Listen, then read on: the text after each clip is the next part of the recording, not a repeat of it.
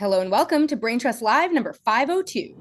This week on the podcast, hold on to your dogs and cats. It's a Brain Trust Live debate reaction extravaganza. Stay tuned for all the highlights. Let's dive in.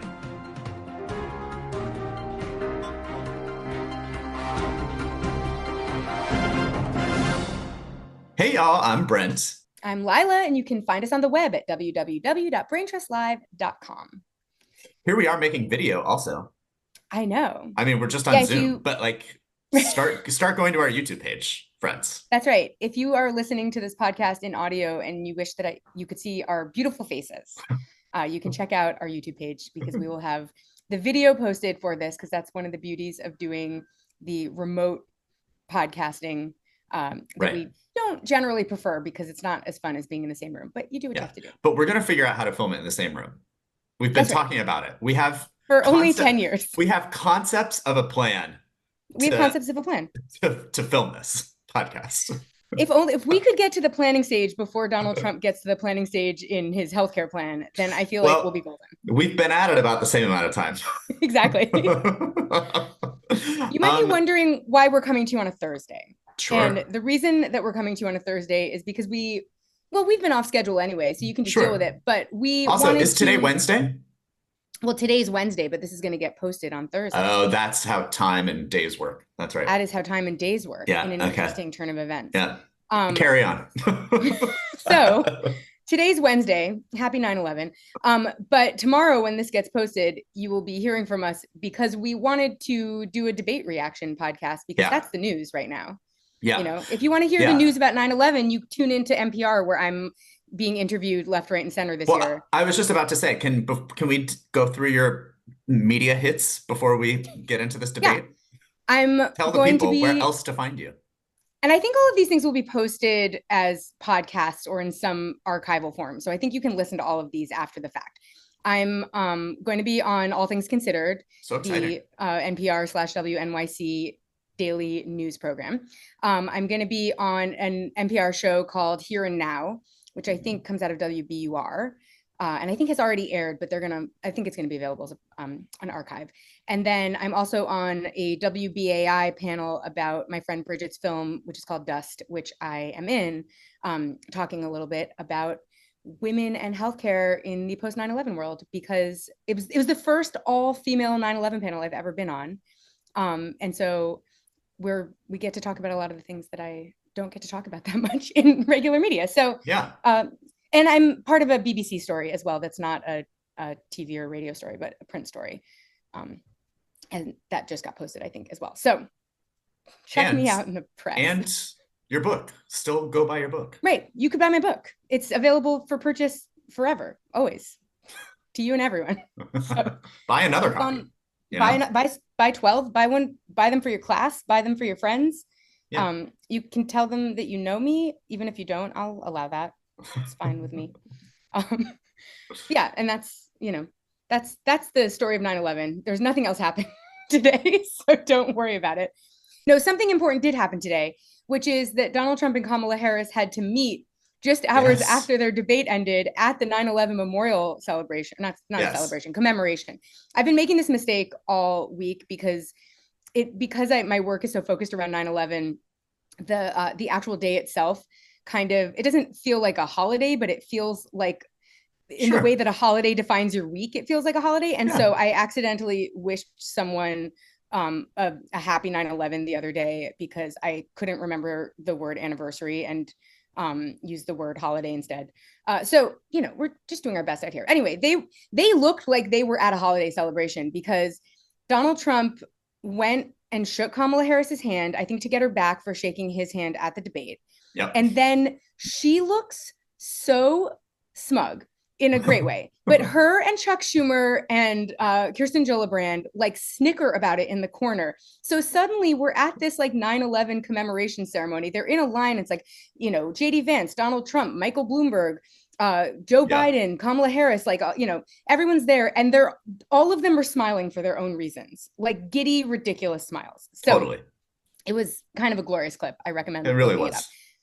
But let's talk about the debate itself, now that handshakes have been shaken. It was It was so fun, by the It way. was so fun. I was watching it at a bar, which I didn't even know it was going to be on at because I was thinking that I wasn't going to get to watch it last night because I had tickets to the Hollywood Bowl. Right. And it was when it first came on, I was like, oh, this is going to be weird to be watching in a group setting. And Yeah. then 10 It's to really the 15 best. minutes, in 10 to 15 minutes, even it was exciting to watch even with strangers, just Yeah. because like it was good television. It was good television. And Yeah. Made it by Kamala also, Harris and not Donald. I mean, some Donald Trump just because he was right. deranged the entire time. But I mean, we talk sometimes on this podcast about him making good television, but she really was out there Did doing what we she could. hear a rumor that she was training with like Lee Strasberg instructors or something like that Right. before this debate? Well, Because it shows whatever she did, it shows. Like she was doing better physical comedy than he was, oh, which is an the amazing turn of events. the first time that she put her hands up to her chin and put on her thinking face while he was saying something completely Like bananas. deranged, bananas. Every single person in this bar I was at howled with laughter. I mean, it was so good. And like, you know, goes to show like her preparedness, honestly, because obviously she had been practicing that. They had filmed her doing it. They had looked at it in a split screen to see how it played, practiced different versions of it. I mean, you certainly, I'm sure, probably can over prepare for something like this, but she was the exact level right prepared for this. Well, and it was such a relief when she started being able to do her faces because she seemed nervous at the very beginning. Her opening statement was Yes. rushed, and it seemed like she kind of was just like trying to get words out and trying to kind of like get points in. And so I thought, oh my God, is she going to calm down? Because you kind of need to keep a steady hand when you're dealing with Donald Trump because he just gets more and more and more I was going to kind of say, like don't, yeah. rattled and hyperactive. And so she was kind of like on that track. And then as soon as he started talking, she was just like, what is this guy? And so that was like, I think it was like interestingly, it like made her stronger, the kind of like crazier he sounded at the very Oh, a beginning, because it hundred gave her a percent. chance to be like, okay, let's do the faces. Yeah. Like, Well, and that was her plan. So obviously, yeah. I think as soon as she saw that everything was going to plan, then it was easy for her to sort of just settle in because I think that's where, where you get thrown in a setting like that is where, either you forget something or you get thrown off in some way or he says something that you don't know how to respond to or whatever. But like she was prepared enough. And also like that's what's so crazy about him is that like I think listen, these debates are what they are and they're ridiculous and do they change anybody's mind? Who knows?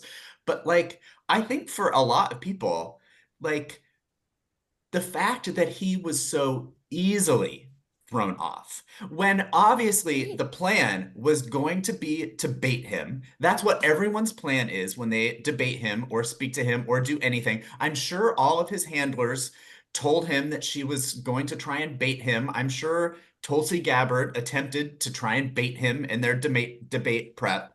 And then here comes this guy, the very first time that she tries to bait him, which by the way, was about his rallies. Glorious. We're going to go through One, some of the we're gonna go highlights through in a some of bit. that, but honestly, like I know it's silly, but like the fact that he is so easily baited and so easily led down, a rabbit hole into talking about people eating their pets, I think is very telling as to like how he would be as president. And we know how he would be as president. Right. We had to live through 4 years of it, and he was like that. But like it's a nice reminder, I feel like these are what debates tell us. You know what I mean? It's just sort of like what is his mental state? And I would say that we knew it was bad, but like getting to It was re-see that it was bad was really something to behold. his mental state is exciting.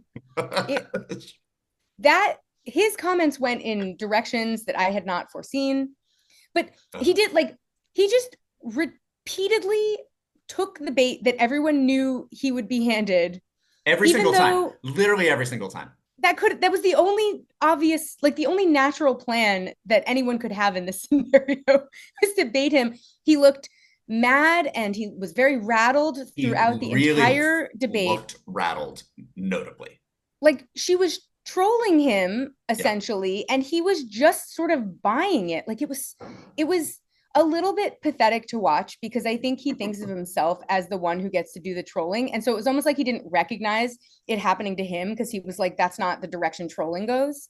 And so I think he thought he was like trolling her back, but instead was just sort of like taking every piece of bait to talk about every fake, issue that he has a weird talking point on that doesn't make any sense, or every, like unpopular and bizarre sentiment that's about himself and his own experience as president or as a person who does rallies or whatever it is. Like every time that he gave an answer, it kind of referred back to him. And so she was then given the opportunity to constantly be like, you'll notice he's not talking about you, he's talking about himself to the Right. audience.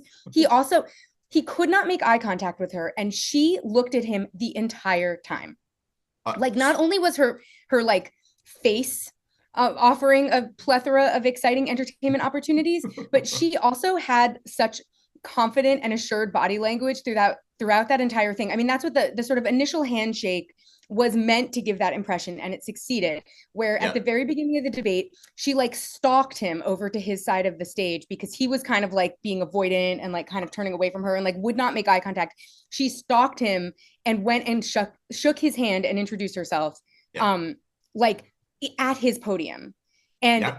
from then on, it was like she was in charge of what was going on. And so he wasn't able to do the thing he did to Hillary Clinton, where he tried to physically intimidate her, because Right. the whole time he looked like he was the one being intimidated.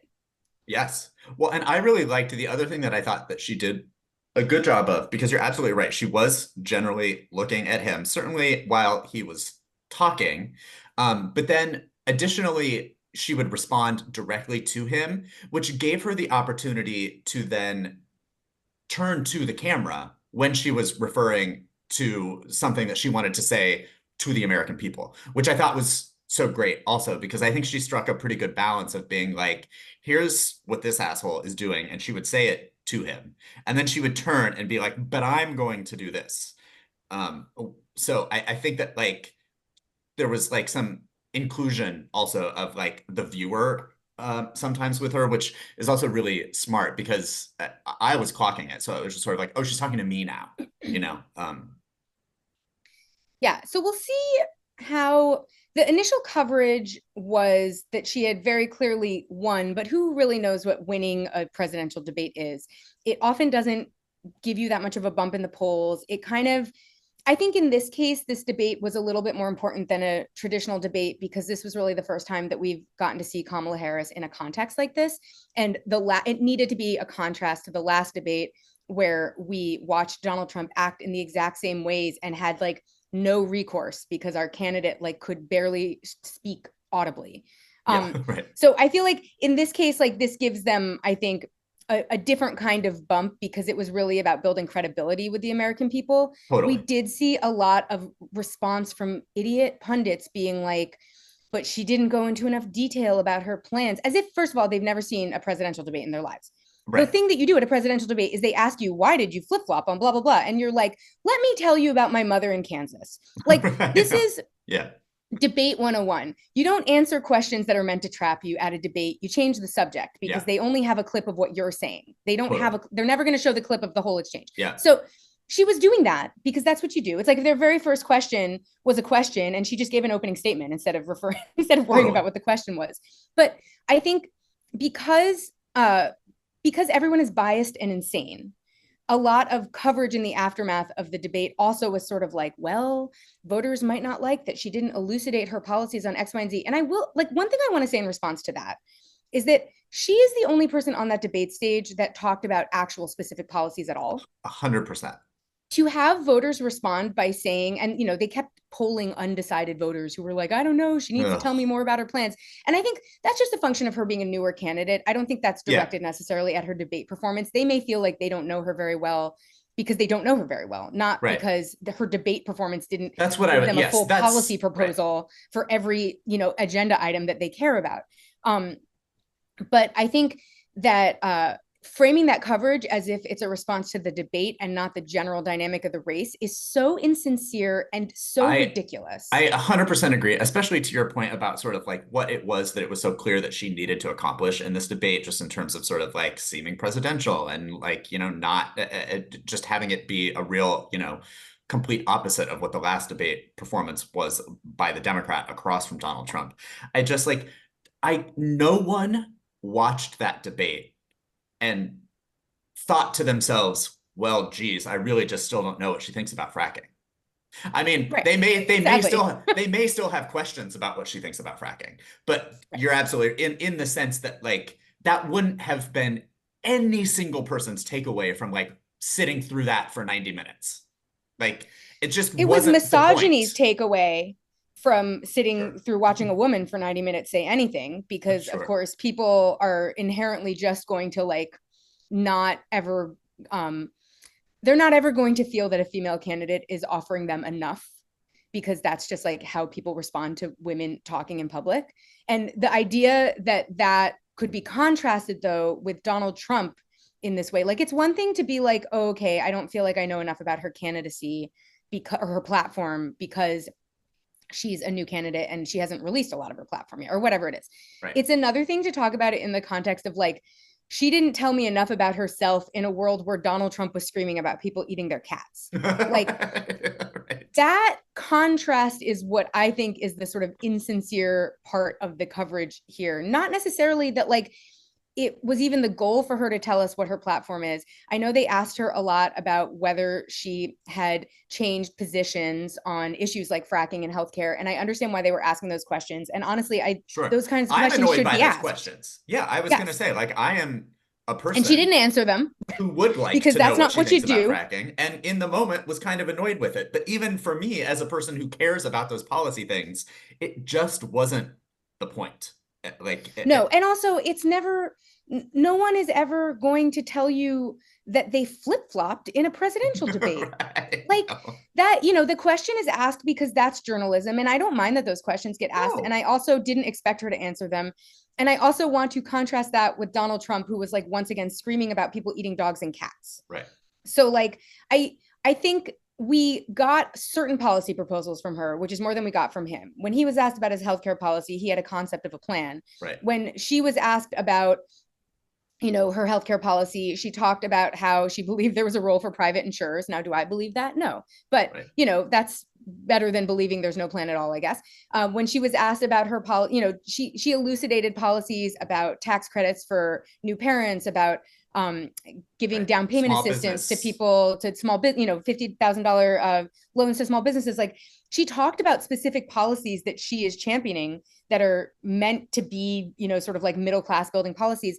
He didn't say anything like that at all. So it's like you don't, with her at least you have a sense of like what genre of policies she's considering, Right. and that's really all you can get out of a presidential debate. And it's not that I blame voters for this, because voters are just like people in society. They don't know everything.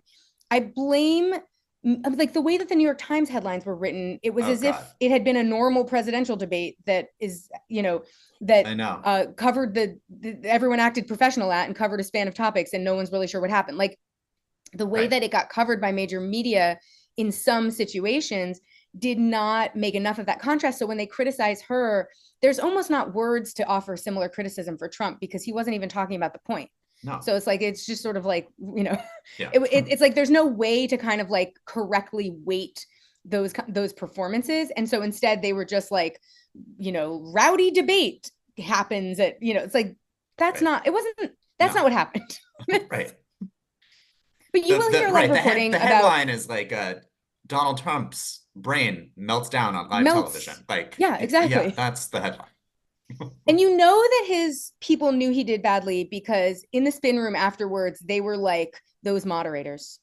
Oh They like, yeah. that someone is doing badly in a debate when suddenly the moderators are to Hmm. blame. And I think there are certain situations where moderators are to blame for debates going off the rails. I would say that the moderators in the last debate, who didn't fact check Donald Trump one single time, had shared some blame for how that debate went. Although I would say Joe Biden also shared a lot of blame for how that debate went. Sure. In this case, I thought that the moderators actually did as well as anyone could, keeping a lid on things. They gave Donald Trump significantly more speaking time because he kept demanding to get responses to things that nobody else responded to. And then they kept not giving equivalent time to Kamala Harris. However, that actually worked in her favor because her strongest moments were face card moments. And so he would rant in response to something she had said in like psychotic ways, and she would just get to react to him with her face. Yeah, I've seen a lot of things this morning just from various people being mad that they didn't do a better job of giving equal time. And I can guarantee you, if Kamala Harris wanted equal time, she would have figured out how to butt in. She was fine letting him hang himself. I'm sure that had been discussed too, probably in her preparation, right? Like at a certain point, just let him ramble and leave well enough analysis. Alone. Yeah, you do a cost-benefit analysis to decide whether it's worth butting in and seeming like the kind of person who can't let the point go when someone is not even on the point, and you are winning just by letting them talk. Yep. So the big thing that happened in the aftermath of the debate was Taylor Swift finally endorsed, the most important political voice of our generation. Yes. Pop star Taylor Swift. I obviously timed with the campaign because they started selling friendship bracelets within seconds of that announcement. Oh, Lord. I just have one thing to say about that, and then we'll move on to specific debate moments, because that's really what we're here to talk about.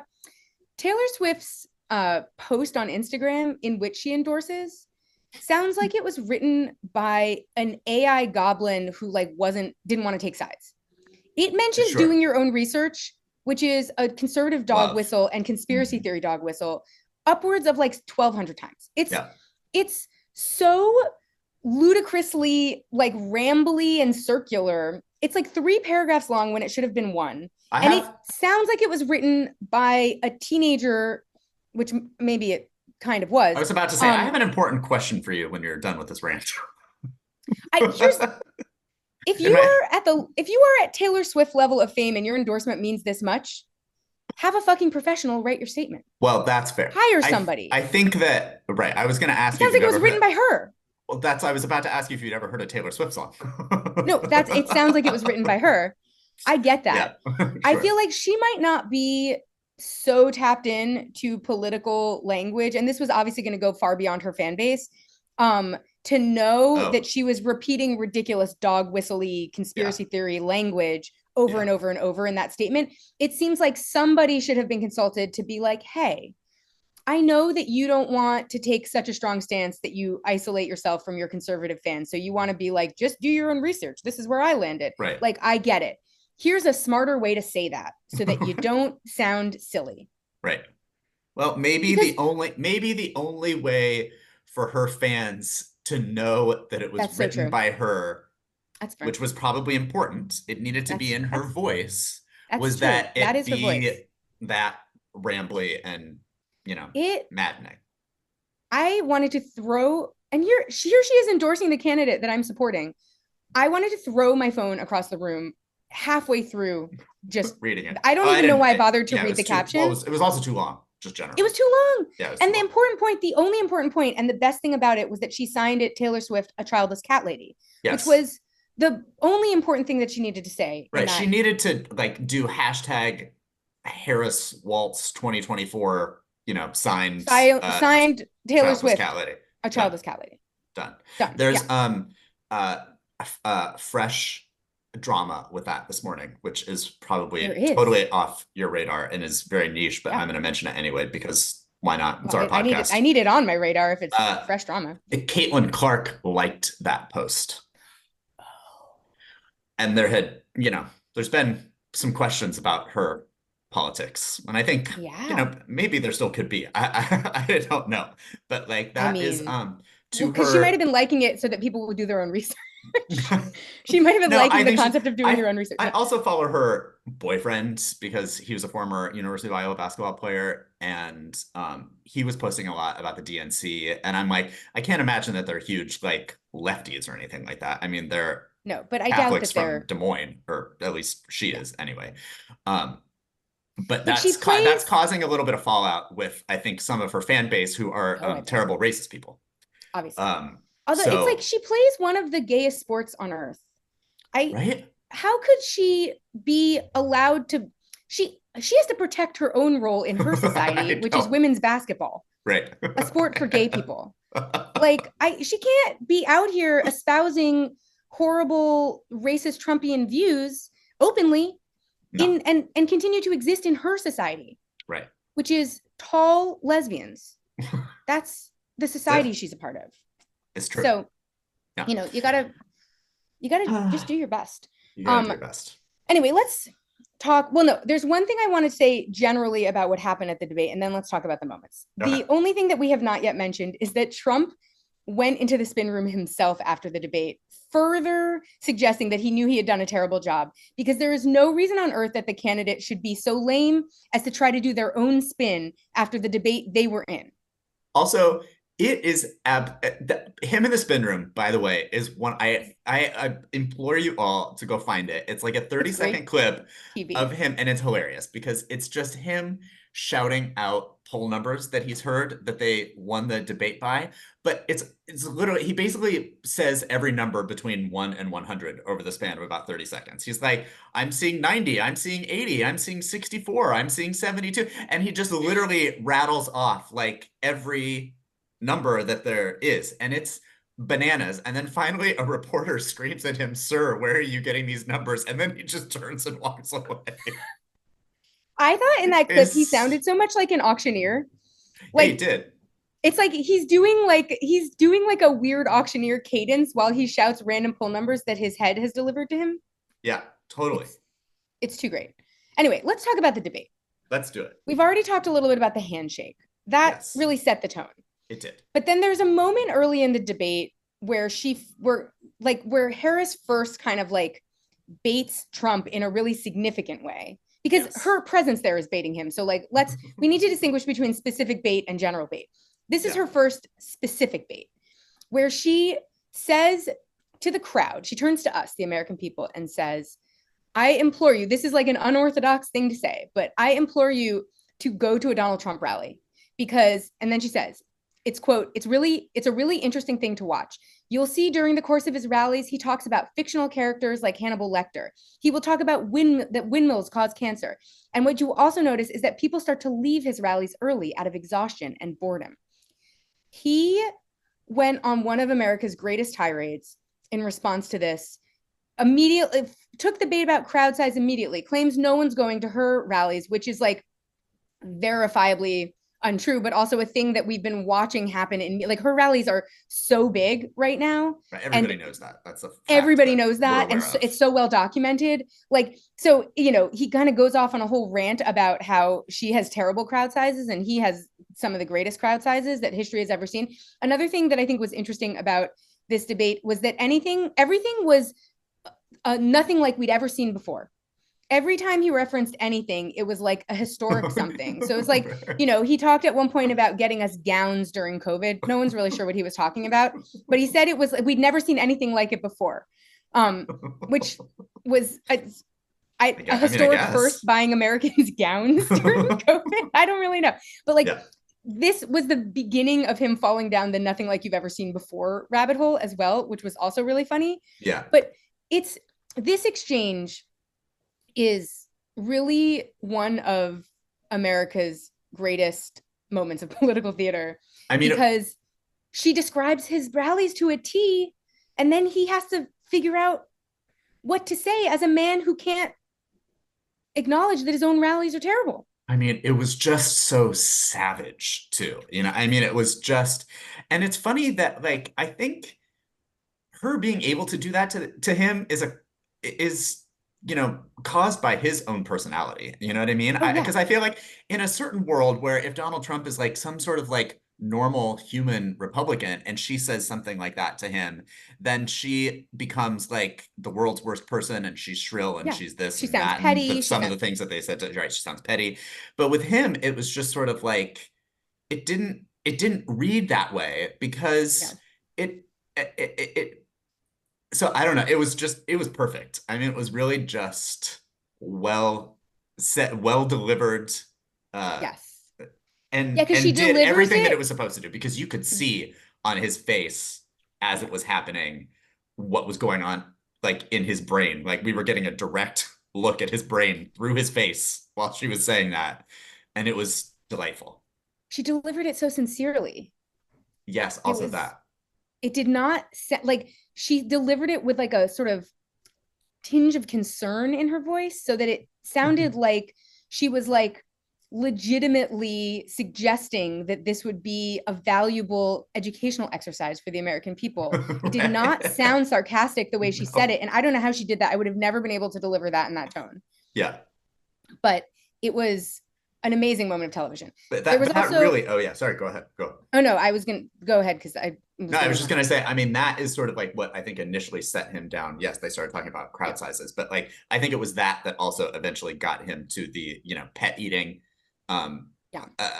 because I would bet that like maybe his intention wasn't to talk about that at the debate, and then he ended up talking about it for 10 minutes.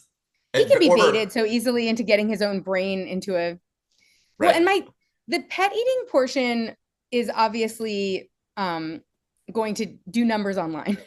So it was very exciting. But also I had like a personal favorite part of it, which is he says in Springfield, they're eating the dogs. The people that came in, they're eating the cats, they're eating the pets of the people that live there. He's talking about undocumented people, I guess. I don't know what illegal aliens, as he was It's referring to them, yes, they have a in large new Haitian population there. exactly. Right. Yeah, This started as a conversation around Haitian immigrants right, eating cats that was percolating online. And it right, was like at no point has there been any proof or documentation of this. The city, comptroller, whoever it was, right. has Good. denied that this is happening. And the anchors, I mean the moderators actually fact checked him Yeah, on that was the this. first, I think, live fact Yeah. check on that. And they were probably But prepared for also that.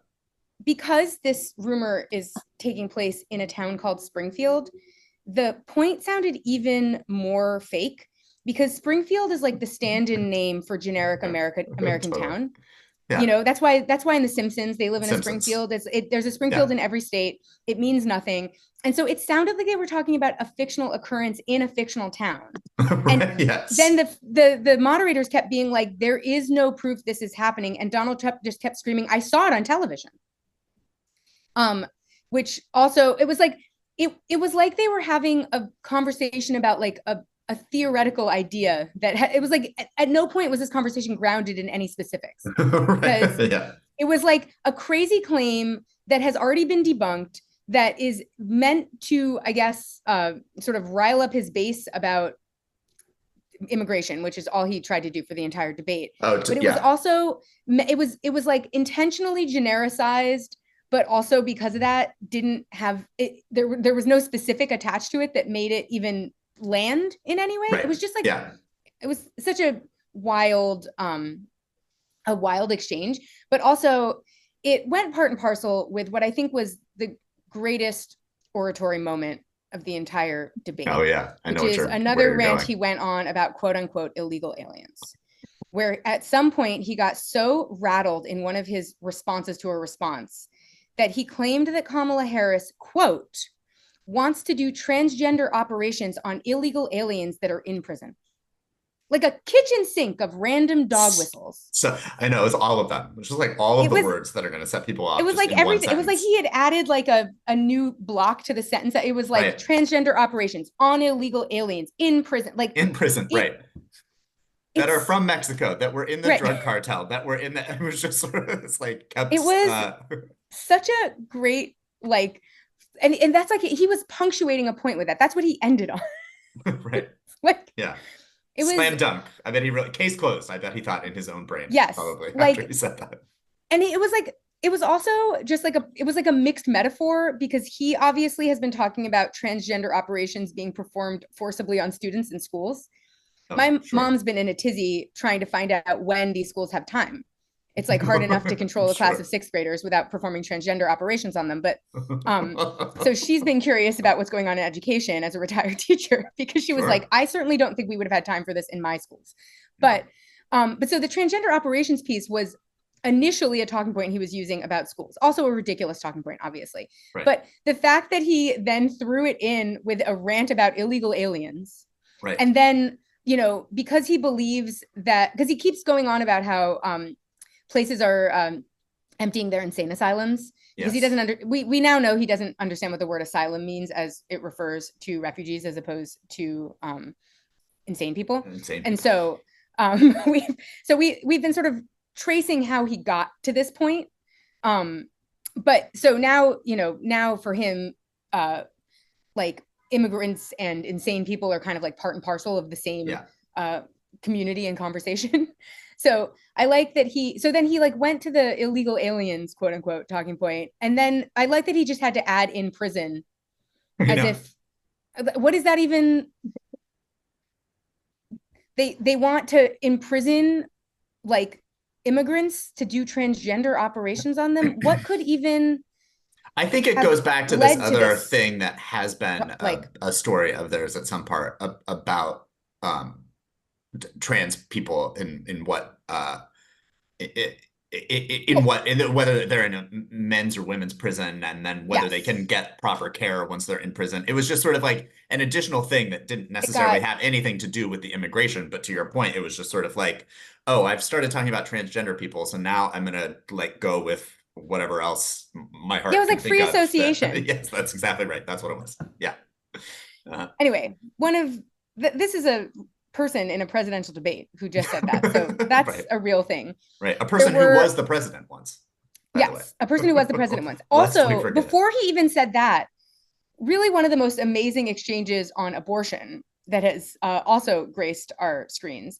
Obviously, the Republicans have dug themselves into a little bit of a hole on this issue because they actually did overturn Roe.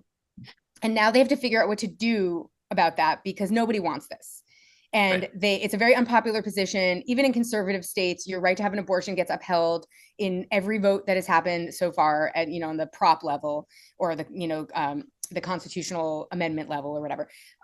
So they're kind of in like an awkward situation where on the one hand, they have taken this debate into an even crazier direction because now it's been targeting IVF. And when it became clear that there would be implications for IVF, they kind of doubled down on it, even though IVF is a tremendously popular fertility treatment that is used by Republicans and Democrats alike.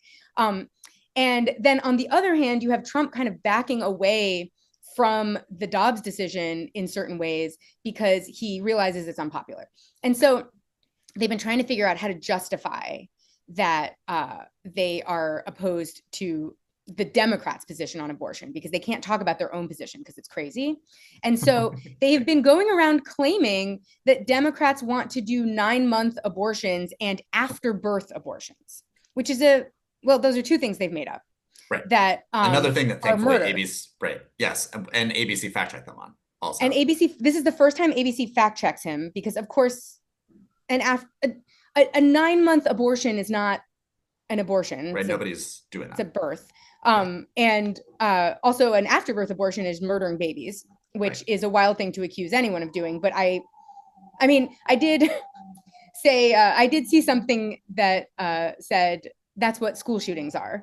So I feel like there's an exciting point to be made there. Right. The afterbirth abortions are just us continuing to allow school shootings. And that's a conservative position. So they can own that one. But his rant on that was met by a really like heartfelt response from her about what these abortion bans actually mean to women. Oh my gosh. That was really affecting and expertly delivered. Yeah. And then because he didn't really know where to go from there, just started ranting again about how she was lying because of course they want afterbirth abortions.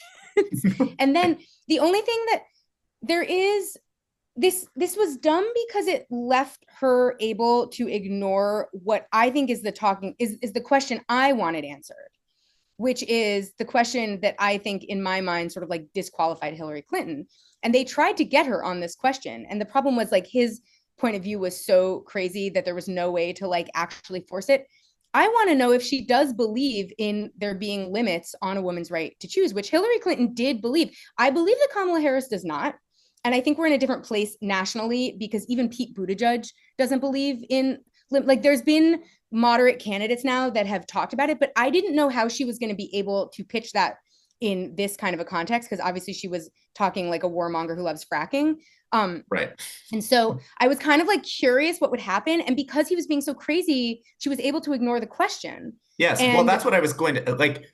Part of what is allowing her to ignore the specifics of that question is, yes, Trump himself being so crazy, but also the fact that Roe was overturned, because then it gives her the talking point, which is the one that she went to, is that I just want to go back to Roe.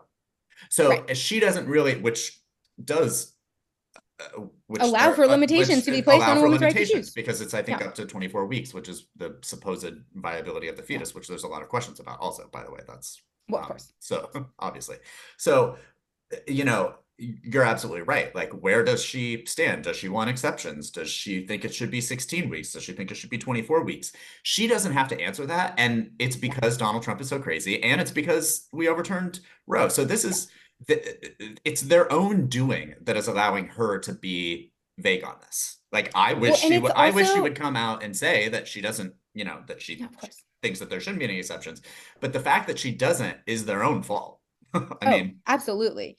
No, it's kind of interesting because this is the question that I always wish people will ask at these debates. And when they finally ask it, it's in a context where like it doesn't even matter because right, the conversation is so off the wall right. that it's like you don't even understand what anyone's talking about anymore. And she, like I said, she's really strong on this issue. And I would be surprised if in her personal view, she believes that the limitations belong on a woman's right to choose. She was sort of like clear that like late term abortions are like not, that's not a real thing. It's a, they're going on about 9 month abortions or whatever. She was like, that's not a real thing. I like, she was refusing to even address that point because it's so stupid. Right. Which I feel like a Hillary Clinton would have taken that bait and found a way to talk about how, no, of course that's not a real thing, but obviously I support, cutting it off at whatever weeks, because Hillary Clinton took that bait every single time. She did. I think we're in a different world now because, like I said, if moderate candidates like Pete Buttigieg are just affirmatively saying that this is not their business and there is no limit, then there's room for someone like Kamala Harris to kind of not make clarifications about what limit she thinks there should be. She can say nothing, but she doesn't have to clarify that. But like, Yeah. the Republicans have handed her this opportunity. So instead, she got to make a really affecting statement about what it actually means to ban abortions in states. And he ranted about afterbirth abortions for like a full 3 minutes without anyone stopping him. Yep. I know. It's so crazy. He also, but he does know that the IVF talking point is unpopular. He's been trying to figure out how to back away from that. And his choice in this debate was to say, I've been a leader on IVF. That's fertilization. I love that. He does this a lot, actually, where he'll like say something and then he'll qualify it by like half explaining it, which I think he thinks is going to make him seem smart to people.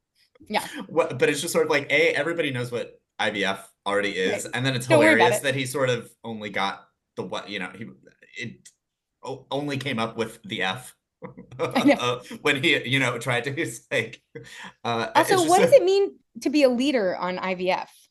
I do not know. What is he leading? I don't know. Leading us to our Not the demise. Republican Party, in No, terms of their thoughts on IVF, because certainly they've all not. just recently voted against protecting it. That's right. So, yeah, yeah, Well, yeah. all those embryos are babies. You're I just thought that murdering was hilarious, babies. though, that he was like, IVF, that's fertilization. Right. Like, I don't know if thank you you, thank guys you. knew Right. about this. Yeah, no, we got it. We know. Um, as we mentioned earlier on, he still doesn't have a healthcare plan. No. He finally got to the stage of having a concept of a plan, he claims. The concept of a plan is so good. And then he was like, I'm not the president. As if like you don't come up with a plan Right. There's no until healthcare plan until you're the until you're president. the president. Which He again, also reminder, he's been before. right. He had concepts of a plan in 2016 as well, and that plan Right. never came to fruition. No. Much like our plan to videotape the podcast, it's been a concept this whole time. Yeah. I do think that it's hilarious though, because he keeps talking about finding a way where it will be less expensive to voters. And recently he has talked about sort of, but going back to IVF, we talked about this on the last podcast Right. about how he sort of Publicly like funding wants it. the government to either pay for that or force insurance companies to pay for that. He's nipping at the edges of universal healthcare in a way that like is funny to me, and also a way that I have a feeling he has no idea he's doing, because Oh, at yeah. one point he accused her of wanting government to run healthcare. And I'm Yeah. like, sir, you are very close to doing the same thing, and you Right. just don't know it. Yeah, you don't even know enough to know what you don't know about what you're That's saying. exactly You have right. so little of a concept of a plan that you don't realize that the plan that you're advocating for is going to have Medicare to for be all. Medicare for all the way you're talking. I don't. Right. That's exactly right. He also, Uh, on the foreign policy front, so obviously Kamala Harris was like, let's stay in every war and fight everyone because right. she's on her most lethal fighting force in the world Right. Repeated course. that in her Repeated closing that. statement of all things too. Like, I, girl. I know. It's like, Ugh. calm down.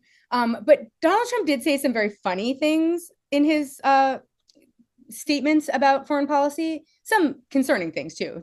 Don't get me wrong. Because he wouldn't say that he wanted Ukraine to win the war with Russia. He just said the war would be over if he became the president, which is like, Sure. well, yeah, it would be because you love Vladimir Putin. Right. You would just Um, give whatever is being contested in Ukraine to Russia. Like exactly. that's what you would do. Yeah, and Kamala Harris sort of said that. She was like, you like strong men and Yeah. whatever they want, you just do. It's not Right. the reason Well, things because would be ended is right. because you would be in bed with dictators. Right. Because he multiple times was like, well, Viktor Orban thinks that I could save the world.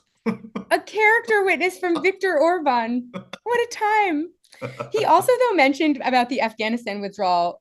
He said that he had spoken to Abdul, the guy that runs the Taliban, and that he would have done it differently. First of all, Abdul doesn't exist, obviously. But second of all, I love the idea of advertising that you're on a first name basis with the guy who runs the Taliban. I Like, know. I Well, called that's up what Abdul. I know. Well, and it's that, see, that's another issue where like I feel like sh if he wasn't saying such insane things like that, he probably could have won some points in this debate I think, because like that was a mess, like yeah, the exit from Afghanistan. And I think she did a good job of saying like she supported it and such, but she immediately just went to like using his own words, the fact that he invited the Taliban to Camp David, the fact that he, like no. it's so And he easy bought for into her. it because Right. she talked about him inviting the Taliban to Camp David. And then he was like, yeah, Abdul, the guy who runs Right, the my Taliban. He guy. didn't know his last name. He didn't know any other information. It was just that guy, Yeah, Abdul, who runs the right. Taliban. But like it's his own words that is allowing her to skirt questions. And I don't like that she's skirting the questions, but also like kudos to her for knowing that she doesn't have to answer them. Yeah. Because to your point about sort of like previous Hillary Clinton, that she would have talked about the Afghanistan exit ad nauseum for the entire rest of the 30 minutes of the debate from when it got brought up. And she would have been excited to do so. So Yeah. at least she knew that it's like, oh, well, I'm not, all I need to do is just remind everyone how cuckoo bananas this guy is.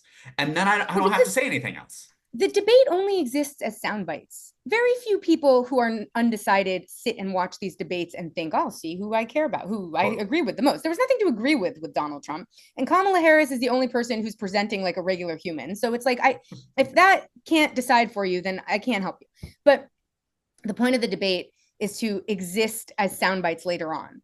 It's Yeah. not really about the moment of the debate. It's about how will this play in media? How will this play in social media? Who will tell their friend that they saw it? And what will they say they saw? It's sort of like a word of mouth experiment in a lot of ways.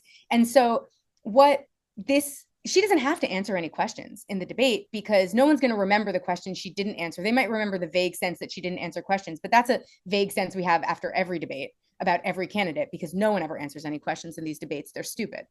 But the point is to generate sound bites for yourself and sound bites of your opponent sounding stupid.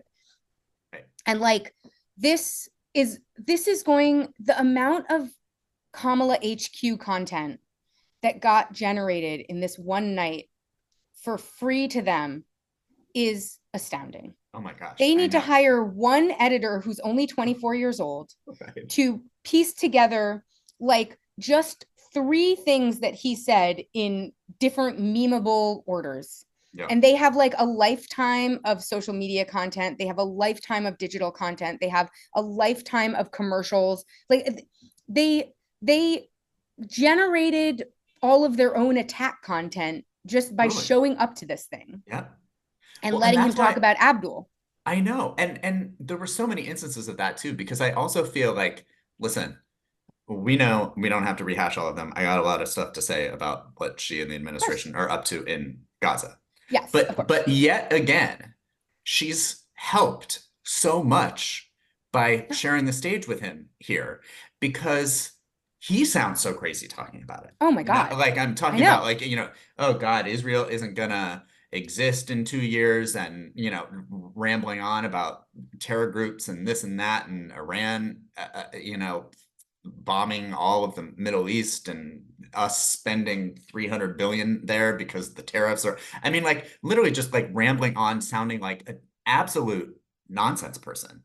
So it sort of like allows her to kind of like, again, not really answer the question in any sort of specific way, which on that specific issue, I was kind of like, well, I wish you'd be better about this. But like, Right. I've come to the realization that we're not going to get that in the next 40 days, and that's just something that I'm gonna have to live with, I guess. Right. But like, We're not the the intended the the audience for but her the current Middle East dichotomy, policy. the dichotomy of her on the stage with him is helpful in a way where like she didn't have that at the DNC. You know what I mean? Like I think Right. like people got big mad at her at the DNC, and there will be a smaller group that I think will be mad at her about sort of like Yeah. her continued, saying or not saying whatever she did last night at the debate, but it's going to be less loud because there's a comparison now. Absolutely. Yeah. Yeah. He also wouldn't admit that the 2020 election results were real. Yep. At first he tried to accuse them of using sarcastic comments against him in claiming that he wouldn't accept the 2020 election results, but then he admitted he had not accepted them. And Right. so it was hard to know what his position is, but his position is just that he's mad. Yeah. And that was the one time where I think David Muir may have overstepped, but he overstepped in an absolutely hilarious way because he was the one who asked Trump the question, and then Trump was like, I was being sarcastic, and then David Muir said, I didn't sense the sarcasm. Which I thought was like hilarious, but like maybe I'm fine with a live fact check, but like that seemed to be a little editorializing, but it also made me laugh. So I'm like, whatever, who cares? Yeah, you got to be entertaining. But I am also wondering if like it seemed very clear to me that he had been calculated in how he had been talking about the results of the election in the weeks leading up to this, which was why the question got asked in the first place.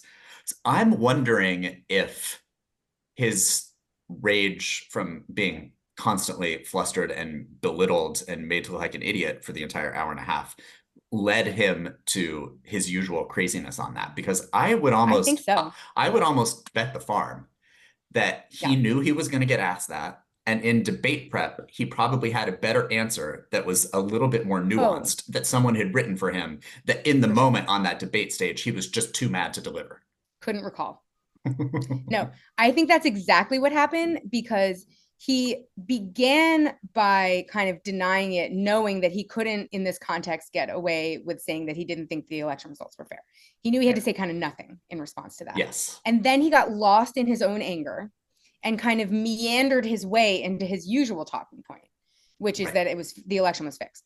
And so, yeah, I think there were a few examples of this happening to him, actually, where all of the debate prep in the world could not have saved him from his own brain, because he was feeling belittled and he couldn't deal with the fact that Kamala Harris was staring directly at him as he was delivering these remarks. Yeah, I think that was actually like a softball question from David Muir. Yes. It was literally like, sir, you've been saying that you lost the election. Would you like to now say it on national television? Right. And he could have just been like, yes, I actually did lose the election. And then they could have moved on from there.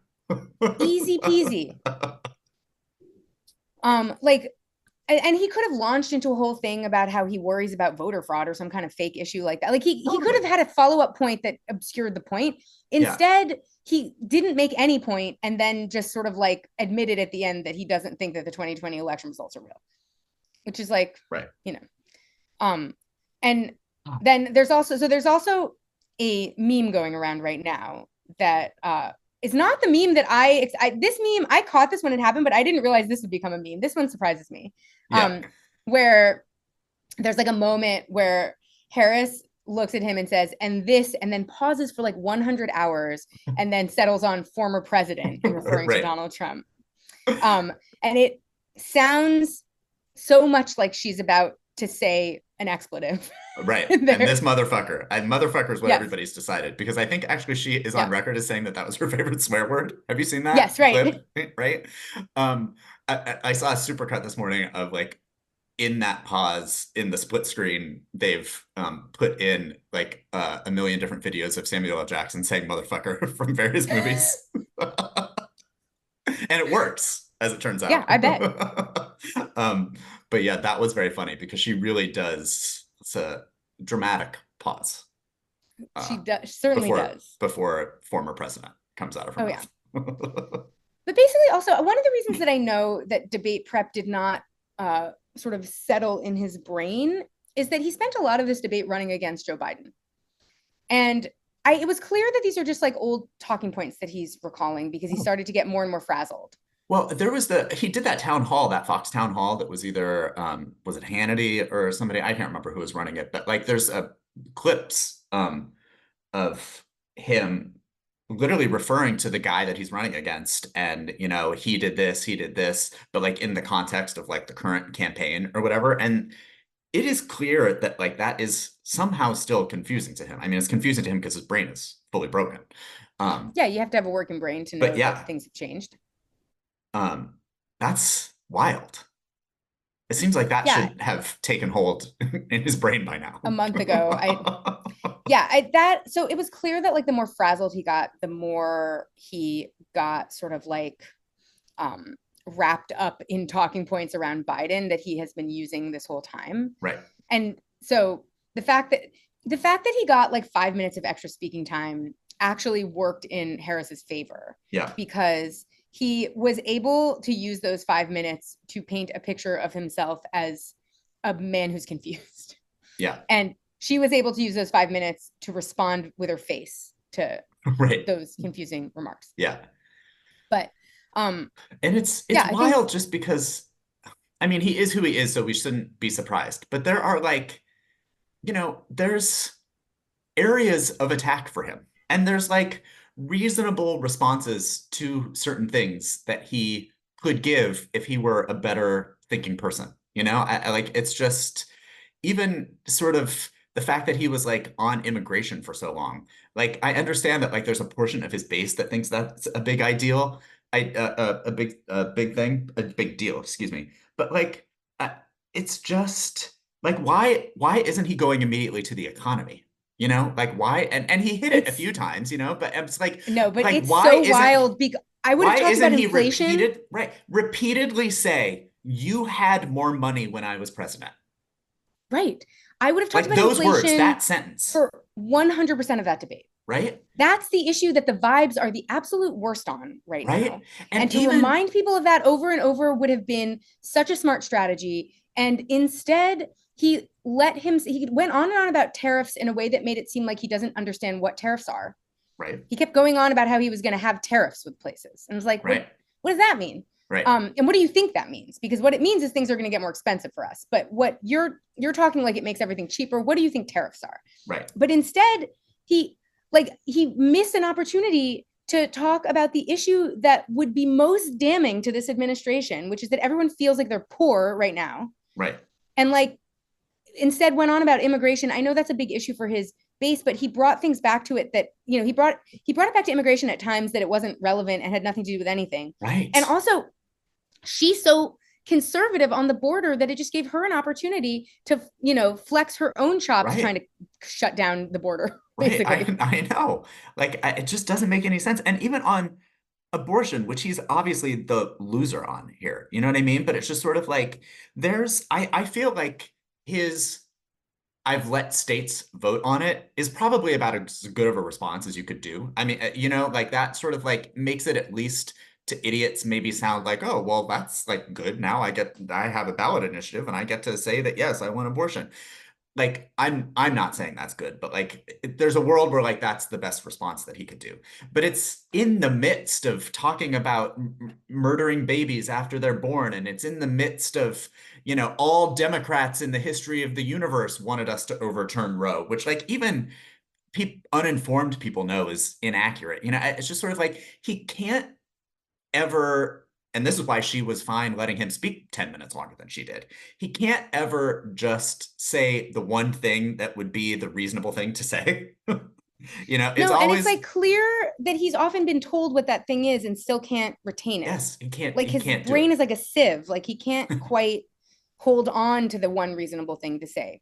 Because in a situation like this, your best friend is a talking point that doesn't actually refer to any specific question that you just say when you don't want to answer the question. That's what Harris did. 100%. She was asked questions she didn't want to answer, and she'd be like, I was a middle-class kid raised, like she would Right. go on about a bunch of nonsense about her biography. That's what you do in a debate. Yeah. You hear a question you don't want to answer, you go on about your biography that has nothing to do with anything, and then connect it to your friend Cindy that you knew when you were 7, whose dad worked at a grain mill, who, I mean, whatever. Right. Yeah. Yeah, you don't talk about people eating pets and, no. transgender people getting surgeries in And jail. somehow that was the only time he was able to talk about anyone but himself, was to accuse immigrants of eating pets and accuse Democrats of trying to perform transgender operations in jails. It was wild. Anyway, some good television, you guys. It really was enjoyable. I was never really nervous for her. I would talk to a lot of people who were just sort of like, I don't know if I can watch. There were definitely people on edge in that bar. I could sense it. Yeah. And like, I'm sure a world exists where like maybe she didn't nail it as much as she did, but like this was not a thing where I had a lot of fears that she was really gonna muck up. No. Well, especially because I have felt in general like her team has a better understanding of the dynamic of running against someone like Donald Trump. 100%. The Biden team seemed to think they were running in a regular race and we're just like, Yes. we're just going to do the responsible thing and you guys do what you're going to do. And you can't run that way against someone like Donald Trump. So they seemed like they were prepared for the realities of like what it would take to get the sound bites and moments they needed out of that debate and move on from there. They seemed realistic about what kinds of answers he would be giving. They seemed realistic about how much he would insist on speaking more than her. They seemed realistic about the fact that she would be forced to react in split screen to just like wild lies. And that the moderators may not be doing that much fact checking. They seemed kind of more realistic about those things. And I think I was surprised that the Biden team was not realistic about them and that June debate, but also Biden was not functional. So it was sort of like irrelevant whether or not. He may have had a good debate plan. He might have had great debate prep and just like not delivered. Right. But like, she's someone who like has generally faltered when she's not prepared. That's her big foible. As a candidate, as a politician in general, when she gets put in front of a mic and she has not been told what the point is, she rambles. She's wordy. And I relate because nobody can fill up time on a microphone better than me without saying anything. But we're doing it right I feel now. like I'm doing it right now. No, I said we're, by the way. I didn't want to fully blame you for that. Oh, thanks. No, but I mean, I feel like they were clear about what points she needed to make. That's why she insisted on slipping in that thing about her and Tim Walz being gun owners, which was the gaspable moment of the night. It's why she insisted again and again on reminding everyone that she loves fracking more than any other geological process. I don't know what I would call it on Earth. It's why she kind of like kept coming back to certain points and why she rushed to get in her proposals on, for child tax credits and for first-time home buyers and small businesses and things like that. It was because she had been prepared with some points to make. Yeah, right. And that's what she requires. Yep. Like, don't give her a question about the nature of time and expect to get a coherent answer there. But Donald Trump doesn't even have the ability to be given some talking points that he can just go back to in a moment like this. Mm-hmm. In any case, that was the debate, you guys. So fun. I hope there's more. We can only hope that there's one every day. Well, she immediately in the spin room, not necessarily herself, but the campaign was like, that was fun. Let's do this again. Yeah. And he has been busily trying to spin it like he feels great about his performance ever since, because he doesn't know what else to do. But you know what? If I were her, there's part of me that is just sort of like, okay, when you got that, everybody saw what they needed to see. Like, maybe you don't need to do another one. But the thing about Trump is, and we've obviously talked about it here, but he has a total inability to not react the way that he reacted in that debate last night. So I wholeheartedly believe that she could give that exact same debate performance now and every day for the next 54 days. Because he would react the exact same way. And he would react the exact same way in a brain-meltingly stupid, insane way where he could be easily led down nonsense tracks and just have a total meltdown on national television. So I actually think maybe she's right to request more because my immediate reaction was sort of like, you're good. Like you did it, you know? But I'm kind of like, all she has to do is show up there, say some ridiculous thing about either one of his rallies or something that he holds dear about how stupid it is. And she can do this all day, every day, and twice on Sunday. Easily, and it would be smart to do it. Yeah. Or at least to keep asking for it to make him seem like he's the one doesn't want to do it. Yeah, I feel like he also at a certain point will get baited into wanting to do it again if it seems like there's ratings on the line. And so it would be like a smart strategy for them to keep pushing, Yeah. just because they could show up now unprepared for any new occasion, you know, any new occurrence, and just sort of like come in with, you know, their head held high and deliver this exact performance and bait him in the exact same ways. I think the thing that was clear is that she was like the one in charge of the debate. She was the one dominating where the conversation went. And that made him look weak more than anything else. And so I feel like she could just do that again, because he doesn't know how to not fall for those traps. No, he doesn't. Anyway, we will be back next week with news that's different than this. But thank you for listening to our midweek podcast. Yeah. And go listen to Lila's media hits and buy her book. Yeah. Go listen to NPR, buy my book, and don't tell actual 9/11 survivors your personal story of 9/11 on 9/11 or any day. Right. Instead, tell them, if they are 9/11 survivors, have you heard that there's free healthcare available to you? Do that instead. Yeah, do that instead. Don't center yourself in the conversation. Center them. And don't that's my advice to you. And even though you accidentally did it, maybe also don't tell them happy 9/11. Right. Let me handle the inappropriate commemoration. We'll talk to you next week. Bye. Bye.